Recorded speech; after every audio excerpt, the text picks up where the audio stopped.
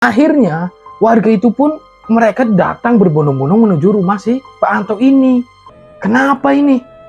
Padahal saya sudah tabur getih, saya sudah memberi sesajen.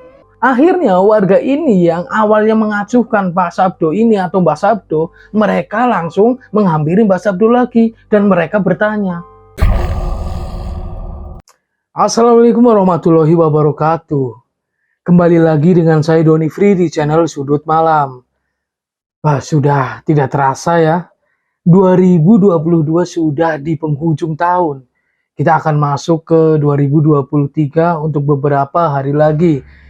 Saya doakan saudara-saudara saya semua, subscriber saya semua diberikan kesehatan dan umur yang panjang tentunya. Amin amin ya robbal alamin. Seperti biasa, saya ini pengen tahu, kalian harus komentar di kolom komentar, tulis siapa nama kalian dan dari mana kalian berasal. Biar saya kenal dan hafal tentunya. Oke, untuk cerita kali ini, pesugihannya itu beda dengan pesugihan pada umumnya.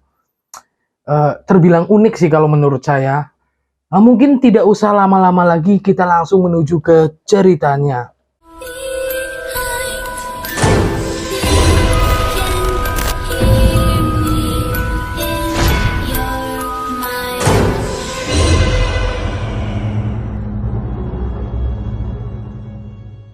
Mbah Sabdo.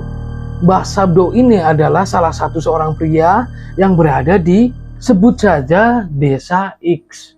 Dan Mbah Sabdo ini itu berubah ketika dia ditinggal mati oleh istrinya.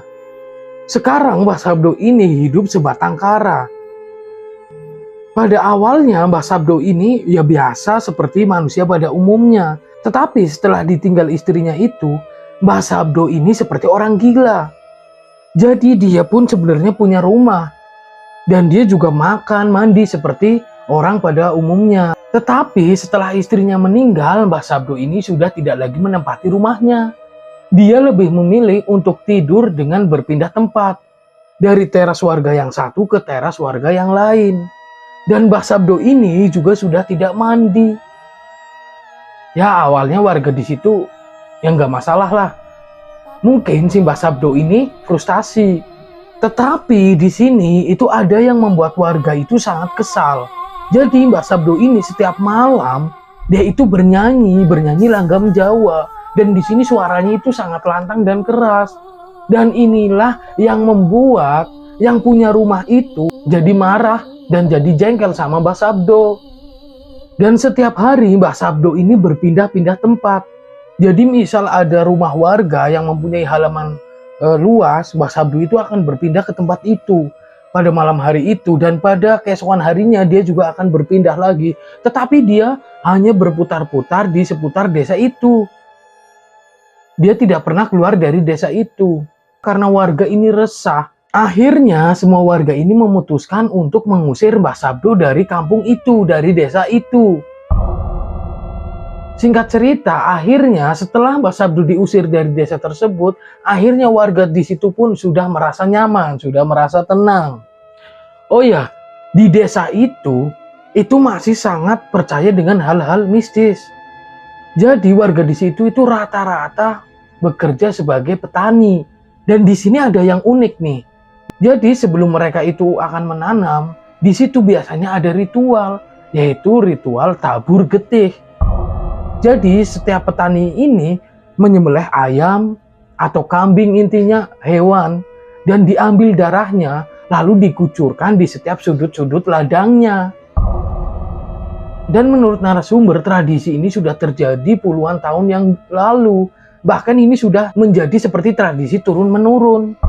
Mereka itu seperti meminta izin kepada dewa tanah yang nantinya ketika mereka menanam itu tanamannya akan subur dan akan berbuah yang sangat banyak dan akhirnya menghasilkan uang yang banyak juga untuk para petani-petaninya. Tetapi ketika musim panen tiba, warga di situ itu tidak ada yang berhasil satupun. Jadi mereka itu semua gagal panen. Dan di sini pun mereka timbul macam-macam pikiran. Wah, kenapa ini?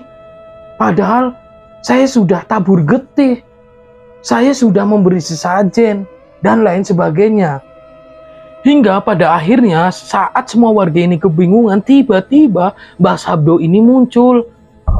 Dan Mbah Sabdo ini bicara, jangan bingung.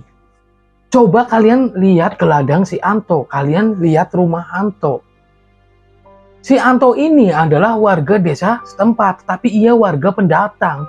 Dia itu belum lama di desa itu, baru sekitar 1 tahun. Dan di sini warga pun, ngapain sih Mbah Sabdo ikut-ikutan? Mbah Sabdo ini ngerti apa sih? Tetapi ada salah satu warga juga yang, kenapa kita nggak coba lihat ladang dari si Pak Anto ini? Akhirnya semua warga pun setuju. Dan ketika mereka sudah sampai di lahannya si Anto, ternyata lahannya si Anto ini berbuah sangat banyak. Semua yang ditanam oleh si Anto ini panen raya. Jadi Pak Anto ini menanam jahe, jagung, dan lain sebagainya. Dan semuanya itu berhasil panen. Dan banyak banget. Lah di sini pun warga malah kebingungan. Kenapa di saat semua warga ini gagal panen, Pak Anto ini yang berhasil panen sendirian. Dengan hasil yang sangat melimpah. Pada saat si warga ini kebingungan, tiba-tiba lagi dan lagi, Mbah Sabdo ini muncul di tengah kerumunan mereka. Anto itu menggunakan pesugihan. Jadi sari-sari kalian, apa yang kalian tanam itu akan dipindahkan ke tanamannya. Jadi tanaman kalian itu semuanya mati. Tidak ada yang bisa berhasil. Di sini warga itu mulai percaya kepada Mbah Sabdo. Dan Mbah Sabdo ini bicara, coba kamu cek di belakang rumah Pak Anto. Di situ itu banyak sajen. Dan di situ ada payung pengantin. Payung pengantin itu loh yang susun jadi 3 pengantin adat Jawa lah, seperti itu. Dan akhirnya warga itu pun mereka datang berbondong-bondong menuju rumah si Pak Anto ini. Dan ternyata benar di belakang rumah Pak Anto itu banyak banget sesajen. Dan di situ ada 2 payung pengantin itu. Dan di sini warga itu masih bingung apa yang dilakukan oleh Pak Anto. Akhirnya warga ini yang awalnya mengacuhkan Pak Sabdo ini atau Mbah Sabdo, mereka langsung menghampiri Mbah Sabdo lagi. Dan mereka bertanya, Mbah Sabdo sebenarnya Pak Anto itu ngapain? Apa yang dia lakukan sehingga panennya itu sangat banyak? Dan apakah benar apa yang dikatakan oleh Mbah Sabdo bahwa sari-sari dari kita semua warga sini yang menanam itu diambil dan dipindahkan ke semua tanaman yang ditanam oleh Pak Anto? Dan di sini Mbah Sabdo itu menjelaskan bahwa si Pak Santo ini menggunakan pesugihan. Jadi pesugihannya itu beda dengan pesugihan pada umumnya. Jadi di sini setiap malam Pak Anto ini harus mengelilingi semua persawahan atau perladangan warga yang akan diambil sari-sarinya. Maka secara otomatis, secara gaib, di ladang warga yang tadinya akan panen raya atau panen yang melimpah, itu menjadi gagal. Dan panen raya itu pun dipindahkan ke ladang Pak Anto. Setelah mendengar penjelasan itu, akhirnya semua warga marah. Dan di situ masih terkenal dengan kejam. Warga-warga di situ itu sangat kejam.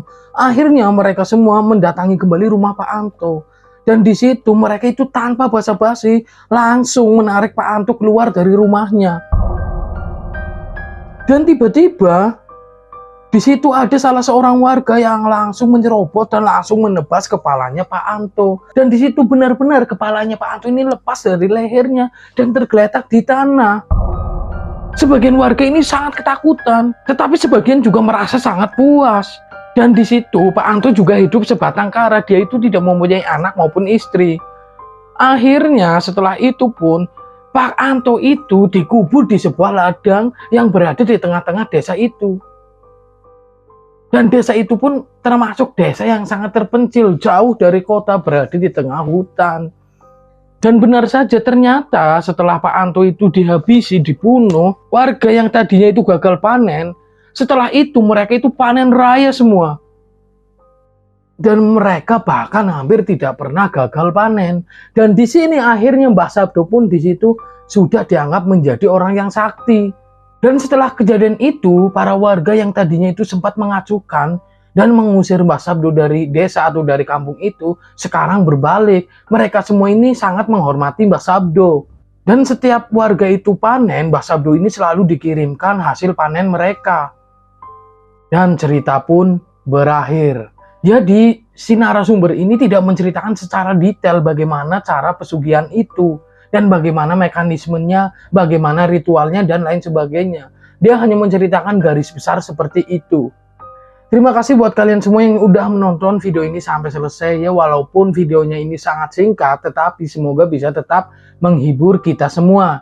Dan tentunya buat kalian semua yang mempunyai cerita mistis atau cerita gaib dan mengenai pesugihan atau lain sebagainya dan ingin diceritakan ulang oleh saya, kirimkan saja ceritanya melalui WhatsApp saya, melalui nomor yang ada di samping saya ini.